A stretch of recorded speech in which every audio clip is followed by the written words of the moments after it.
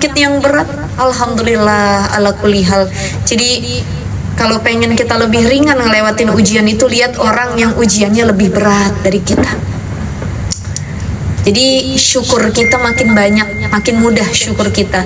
Penyakit dia lebih berat, ya kehilangan harta dia lebih berat, kehilangan keluarga dia lebih berat, hidupnya lebih susah. Lihat. Maka sering-sering datang ke rumah sakit. Ibu-ibu mayoritas di sini tinggalnya di mana? Rata-rata orang mana? Depok? Jakarta? Jakarta ya? Jakarta lah misalkan ya.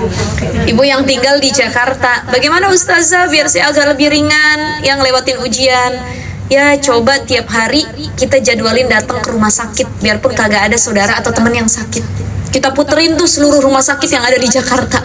Datang dari mulai RSPAD ya, yang lain-lain Fatmawati semua. Ditanya sama satpamnya, Bu Haji mau kemana? Gak ada, mau nengok-nengok yang sakit doang, mau ngeliat-liat. Ngapain muhasabah diri? Bingung itu ya satpamnya ya. Jadi kok ada orang begini ya? Ya itu artinya bagus. Kita mau lihat ya Allah yang sakit, yang lagi di ICU, yang lagi ini, yang lagi berjuang dengan hidupnya. Kita muter-muter rumah sakit. Dan sering-sering nengok orang sakit, itu juga jadi muhasabah diri. Kalau ada yang wafat meninggal, kita layak Bu, kita lihat prosesnya dari mulai nyolatin, dikafanin apa, kita dzikrul maut, bahwa apa ya Allah, ujian medikit, artinya saya nih di dunia nggak ada apa-apa, bukan apa-apa, nanti juga saya jadi debu lagi, jadi tanah lagi, mati, balik sama Allah. Apa sih yang ditakutin? Yang saya takut cuma satu, saya nggak dapat ridhonya Allah ketika hidup, cuman itu. Nah itu jadi muhasabah diri juga. Jadi sering lihat orang yang di bawah kita. Nih, ini bentuk syukur Bu. Jadi bentuk syukur saat diuji. Saya ambil contoh gini. Kita kan biasa naik mobil mewah nih ya. Ketika kita naik mobil mewah, kita buka jendela. Ngelihat pas lagi hujan tuh, yang pada naik motor kehujanan. Kadang kan sombong kita lagi timbul tuh, suka manusia ya. Alhamdulillah mobil saya mah enak ya, ada penghangatnya, ada pendinginnya, terhindar dari hujan. Alhamdulillah.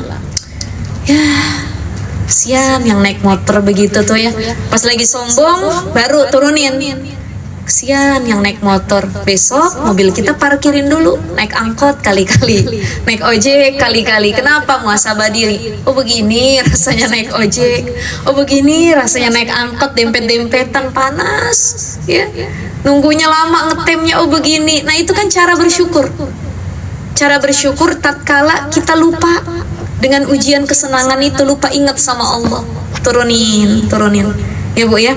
Dan yang terakhir, sering-sering buka sirah Nabi, kisah-kisah orang solih terdahulu, wabil khusus Nabi SAW.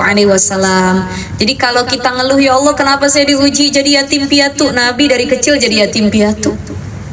Ya Allah kenapa saya dihina sama orang lain, gak berhenti-berhenti diganggu sama orang lain? Nabi ujiannya lebih berat, dilempar kotoran unta, dipukulin sampai memar beliau, sampai patah giginya, diusir dari penduduk Taif. Beliau nggak ada doain yang buruk. Kita kan kalau dihina orang, kita sumpahin orang itu Bu ya, bener-bener lu ya, mudah-mudahan besok katanya begitu. Kadang begitu tuh, dendam tuh, tapi tidak dengan akhlak Nabi ya. Nabi itu gimana kalau diuji? Contohnya lagi ke Taif. Taif sekarang kan jadi destinasi wisata orang umroh ya. Padahal dulu ada sirahnya tuh, ada kisahnya. Penduduk Taif itu salah satu dulu yang menghina Nabi SAW, musir Nabi. Sampai saking sedihnya nih, malaikat penjaga gunung, itu malaikat penjaga gunung yang ada di Taif, datang sama Nabi. Ya Rasulullah, perih hatiku melihat kekasih Allah digituin sama para penduduk Taif. Kalau engkau izinkan, aku akan angkat gunung yang ada di Taif nih, aku lempar ke mereka. Apa kata Nabi? La, jangan. Allahumma hdi qaumin fa innahum la ya'lamun. Jangan. Nabi malah ngedoain kebaikan. Jangan, wahai malaikat, nggak usah, aku maafin mereka. Mereka tuh begitu sama aku karena belum dapat hidayah, petunjuk dari Allah. Makanya Nabi berdoa, Allahumma hdi qaumin fa innahum la ya'lamun. Ya Allah, beri petunjuk kepada kaumku karena mereka nggak tahu ya Allah terkait engkau dan diriku. Tuh, Nabi doanya baik. Kenapa Bu kita perlu mendoakan kebaikan sama orang lain? Karena kalau orang lagi berdoa itu ada malaikat di kanan kirinya yang mengaminkan. Ya. Dan kalau kita pengen cepet dikabul doanya sama Allah, jangan cuman rajin ngedoain diri kita, tapi doain juga orang lain yang punya keinginan kayak diri kita. Saya ambil contoh begini, ada orang yang bertahun-tahun pengen punya keturunan, gak dikasih-kasih sama Allah. Dia ngedoain dirinya sendiri, Robbi habli minas salihin, ya, Rabbana hablana min azwajina wa zurriyatina qurrata a'yun waj'alna lil muttaqina imama. Ya Allah, kasih aku keturunan yang soleh-soleha ya Allah, karuniakan anak ya Allah, aku pengen banget. Ada yang belasan tahun, puluhan tahun gak punya anak, ya. Dia kan ngedoain dirinya sendiri, tapi Nabi menganjurkan doakan juga orang lain. Karena bisa jadi karena doa ikhlasmu untuk orang lain, Allah kabul hajat yang lagi kamu pengen. Contoh, kita ketemu kawan kita yang lagi menanti keturunan juga. Kata kita bilang ke kawannya, udah punya anak belum? Belum nih, doain ya. Kita bilang, padahal dari kita juga belum dikasih keturunan. Kita bilang ke dia, amin ya Allah, mudah-mudahan dikasih keturunan yang soleh dan soleh. Itu ngedoain kita apa ngedoain dia, Bu? Doain dia. Ketika kita mendoakan apa yang kita inginkan untuk orang lain, maka malaikat akan berkata, amin walaka bimislin. Amin. Mudah-mudahan yang kau doain sama orang itu akan balik juga Allah kabul buat dirimu. Jadi kadang kalau kita doa sendiri kan sulit dikabul. Kenapa? Bisa jadi lisan kita banyak alfanya, banyak dosanya. Maka kalau pengen cepat doa dikabul, sering-sering minta doa sama orang lain dan sering-sering ngedoain orang lain. Itu kiat biar doa kita cepat dikabul sama Allah. Ya, bukan cuma buat kita, tapi juga buat orang lain. Maka kalau kita lagi diuji, tadi buka sirah Nabi, lihat ya Allah, begini cara Nabi ngadepin ujian. Bukan cuma Nabi Muhammad, tapi nabi-nabi yang lainnya. Masa saya nggak mau sih nyontoh Nabi? Itu untuk meringankan ujian yang datang dalam kehidupan kita. Ya, tugas kita cuma apa, Bu? 3. Apa? Tugasnya 3. Usaha, doa, tawakal. Usaha mulai bangkit, ya.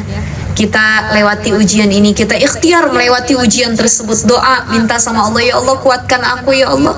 Ya Allah berikan kebaikan kepadaku, berikan keikhlasan aku untuk melewati ujian ini. Doa kita udah, usaha kita udah, yang terakhir baru tawakkaltu 'alallah, hasbunallah wa ni'mal wakil, ni'mal maula wa ni'man nasir. Hasbunallah wa ni'mal wakil, ni'mal maula wa ni'man nasir. Amin ya rabbal alamin. Insyaallah mudah-mudahan kita semua yang diuji bisa ngelewatin ya Bu ya. Dan ujian itu jadi wujud cinta kita juga kepada Allah, dan itu juga wujud cinta terbesar Allah buat hambanya. Baik ibu-ibu, sampai sini ada pertanyaan atau saya mau bahas fikih sedikit? Ada pertanyaan? Silahkan. Bu, kalau ada pertanyaan dipersilahkan Bu. Ustazah, Iya.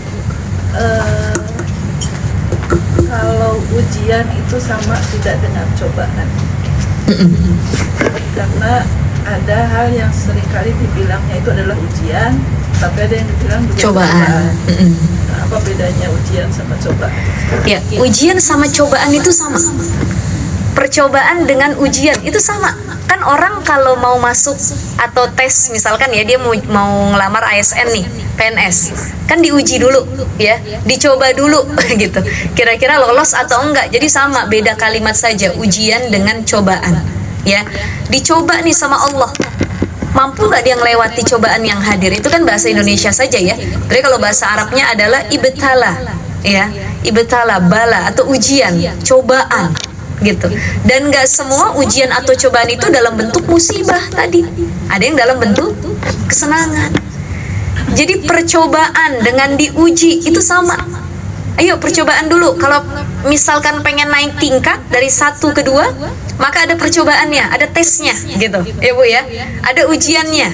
Bisa nggak ngejawab ujiannya gitu. Maka itu jadi buat kita reminder juga. kadang bukan ujian yang salah, bukan cobaan yang salah, kita yang nggak bisa jawabnya gitu ya, kita yang nggak bisa jawabnya. Jadi itu sama ya Bu Neti ya.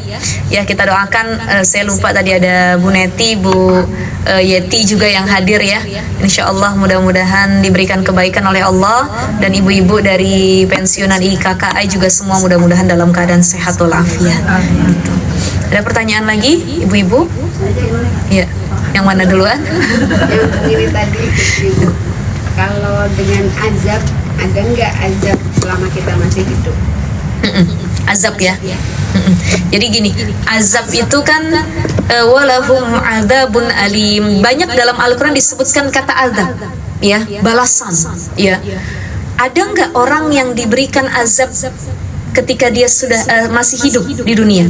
Ada. Dan itu bedanya dengan ujian.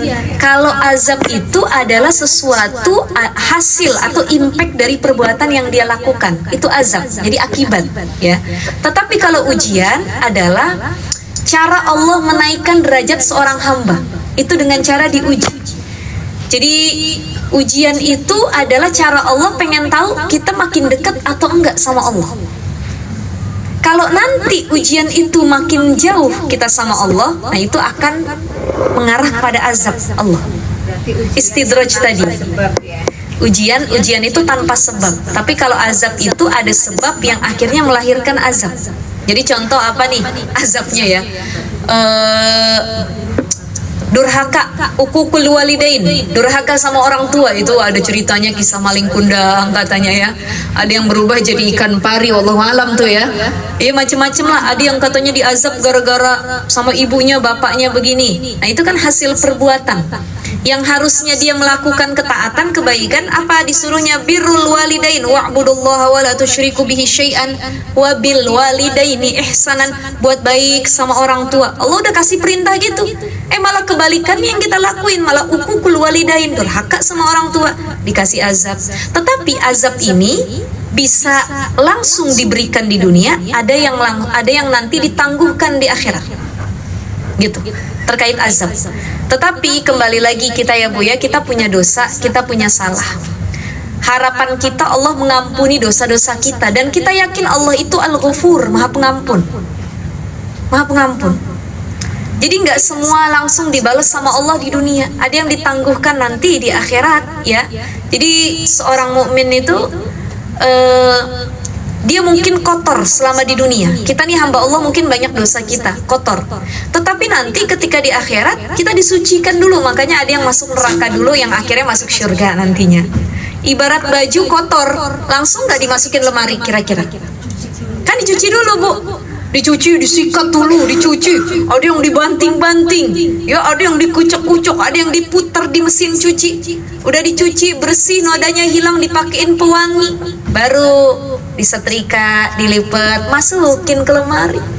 Begitupun kita. Di dunia diberikan sakit. Apakah di akhirat dibalas lagi atau tidak? Urusan akhirat itu qadarullah wa masya'a fa'ala, itu kuasanya Allah, itu perkara yang gaib. Ya, wa indahu mafatihul ghaibi la ya'lamuha illahu dalam Al-Qur'an. Jadi perkara yang gaib itu yang tahu cuman Allah. Kita nggak ada yang tahu. Bagaimana rupa kita nanti di akhirat, bagaimana nasib kita di akhirat, yang nolong kita apa, amal kita kah? Ya, keikhlasan kita kah? Atau mungkin rasa sayang kita kepada sesama, nggak ada yang tahu. Jadi nggak ada yang bisa jamin kita seperti apa. Yang kita tahu untuk menjalani takdir hidup ini ya ikhtiar yang terbaik gitu Pak. Kan kayak gini contoh, kita akhirnya masuk surga atau neraka, kita tahu nggak? Nggak Allah. Jadi nggak bisa jamin, ibu pun nggak bisa jamin dirinya, nggak bisa jamin orang lain. Ibu ngelihat orang lain ahli maksiat, kita bilang dalam lisan kita, ini orang kayaknya ahli neraka nih. Nutup aurat enggak, ngaji enggak, dia buat baik nggak pernah, kita gampang tuh, ya, menyudutkan orang, kita bilang ahli neraka nih yang begini nih. Kalau kita ada, jadi itu bukan ranah kita. Ya, karena ranah kita tuh cuma satu, ngelihat takdir versi manusia adalah takdir itu mu'allaq, bukan mubrom. Jadi takdir ada dua, ada mubrom, ada mu'allaq. Takdir mubrom adalah takdir yang paten, nggak bisa dirubah. Kapan kita mati, udah urusan Allah, nggak bisa dirubah. Tapi manusia itu karena dia nggak tahu dia matinya kapan, maka takdir menurut pandangan matanya mu'allaq. masih dapat diikhtiarkan. Maka orang gara-gara pengen panjang umurnya, dia hidup sehat, makan 4 sehat 5 sempurna, dia olahraga tiap hari, dia menjaga asupan yang masuk ke dalam tubuhnya, dia menjaga apapun sekiranya yang dia konsumsi. Kan itu ikhtiar biar panjang umur, betul ya Bu ya? Tapi ada kok orang udah ikhtiar, olahraganya bagus, makannya bagus, kok matinya cepat. Kembali lagi, itu takdir Allah. Kan kita mah nggak tahu takdir, ya. Termasuk nanti kita tuh diazab, dibalas atau tidak. Kembali lagi, takdir itu adalah perkaranya Allah, rahasianya Allah. Kita cuman mengikuti apa yang diajarin sama Rasulullah. Apa kata Rasulullah? Agar dosa yang kita lakukan diampuni. Pengen kita sih nggak dibales sama Allah, nggak diazab, maka apa ikhtiarnya? Taubatan nasuha. Berjanji tidak mengulangi. Kalau kita salah sama manusia, kita minta maaf, kembaliin haknya.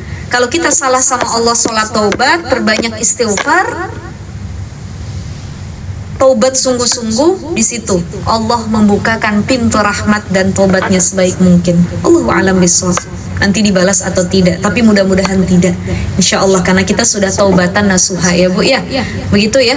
Jadi kembalikan kepada Allah. Mungkin Gitu. selama sakit itu yang dinamakan penggugur dosa. Makanya sakit itu, sakit jasmani, seorang mukmin itu menjadi penggugur dosanya, betul. Karena apa digugurkan dosanya? Sebab dia sabar melewati sakit ujian yang itu, yang dia lewati gitu ya. Jadi kalau diberikan sakit, kita bilang alhamdulillah, mungkin saya banyak dosa, ini penggugur dosa-dosa saya. Husnuzon itu sama Allah gitu. Nah seperti itu insya Allah ya Bu ya. Kita kembalikan, mudah-mudahan kita dihindarkan dari azab Allah, baik di kubur ataupun di akhirat nanti. Insya Allah taubat kita diterima sebaik mungkin. Jadi Bu, ini ciri ya, ciri orang yang taubatnya diterima sama Allah. Kata para ulama, salah satu cirinya adalah lisannya itu sering refleks ngucap istighfar. Kenapa? Karena dia tuh rajin taubat sama Allah. Jadi orang yang taubatnya diterima, lisannya itu refleks ngucap istighfar. Dia kaget, dia bilang astagfirullahaladzim. Ya, subhanallah. Itu kan kalimat-kalimat istighfar, pujian sama Allah. Ya dia diberikan sesuatu yang di luar nalarnya, astagfirullahaladzim. Ada orang yang kalau kaget, yang keluar latahnya nggak baik gitu.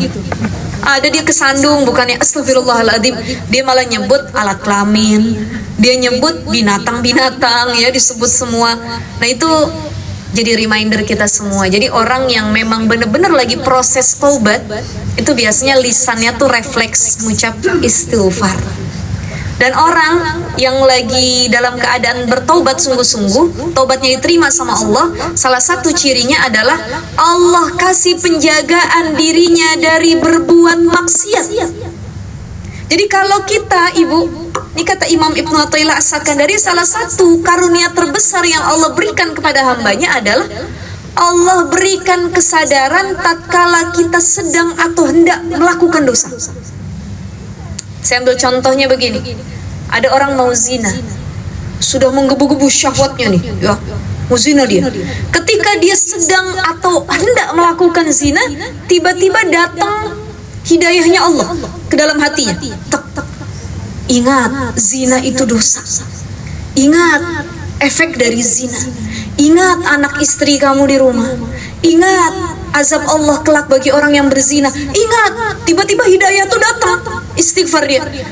Astagfirullahaladzim. Padahal ada perempuan yang mau dia zinahi kala itu.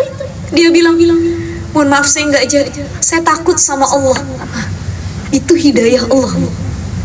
Atau apa kalau ibu-ibu biasanya gibah itu kan dosa ya. Lagi mau gibah nih, ini udah bibir ini udah panas banget pengen nyampe ini. Udah gemeter ya ibaratnya ya. Kata dia dari rumah bilang gini, pokoknya saya ketemu si dia nanti saya sampai ini berita terbaru gitu ya. Udah nyampe sana, ketemu kawannya. Bu, sini. Ibu tahu nggak yang ibu kemarin itu ceritanya? Kenapa? Itu Bu, baru ngomong begitu tiba-tiba tek, hidayah Allah datang. Dia istighfar. Astagfirullahaladzim.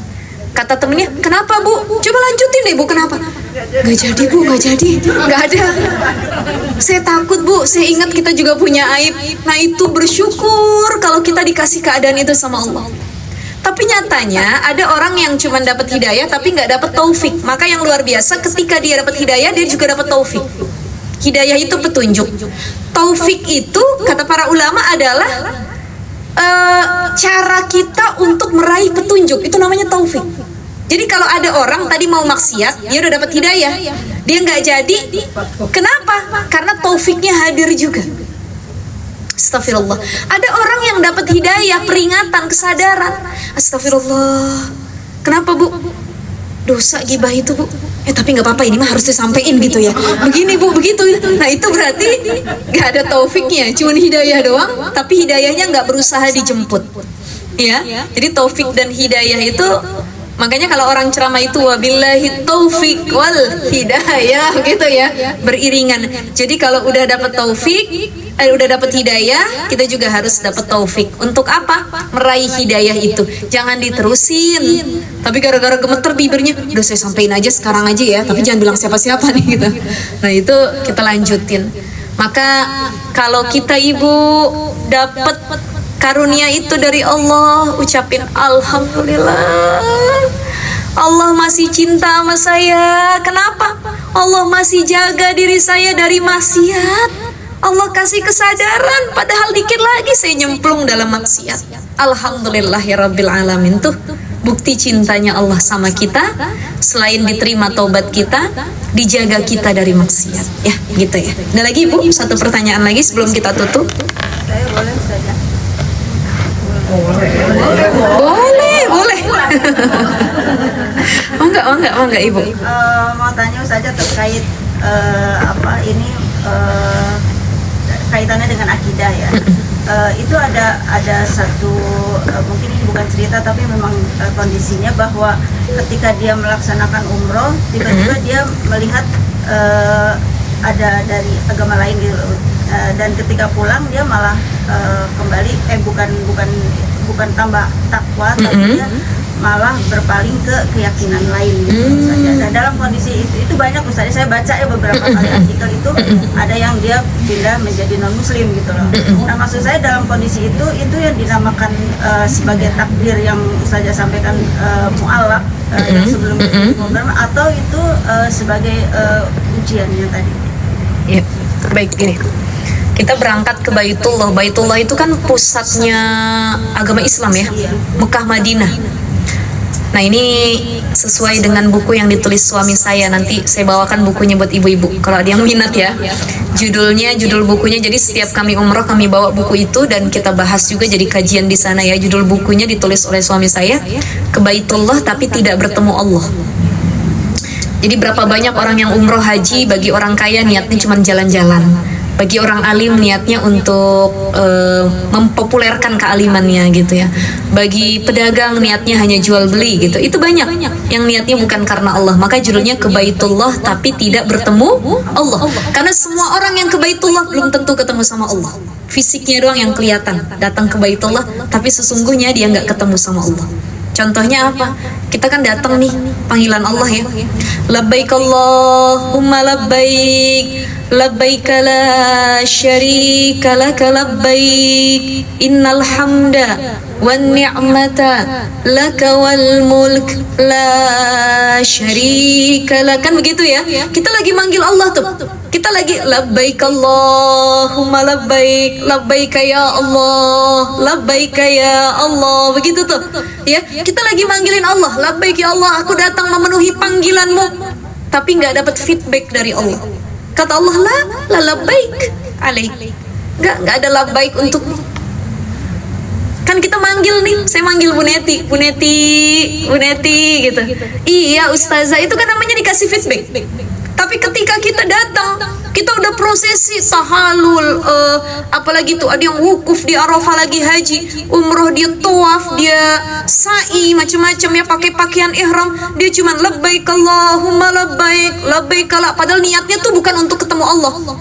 Tapi niatnya apa? Untuk hanya sekedar jalan-jalan, untuk ria dengan ibadahnya, ya. Maka kata Allah, labbaik alaik. Enggak. Kamu jangan panggil, aku tidak akan membalas panggilanmu. Itu banyak yang ke Baitullah tapi tidak bertemu Allah. Makanya nggak semua orang ibadah umroh dia ketemu sama Allah. Kalau ada ibu-ibu bilang gini, Ustazah, kok ada orang umroh berkali-kali ya? Gampang bener, saya sekali aja susah begitu. Ada orang umroh berkali-kali, tapi padahal dia nutup aurat enggak. Kelakuannya luar biasa, Masya Allah, tapi berkali-kali umroh. Dan pulang umroh, langsung dibuka lagi auratnya. Langsung mabuk lagi, langsung klub malam lagi. Bisa jadi umroh dia itu bukan bertemu Allah memang, tapi sekedar ritual. Bukan benar-benar spiritual dia ke sana, tapi ritual semata.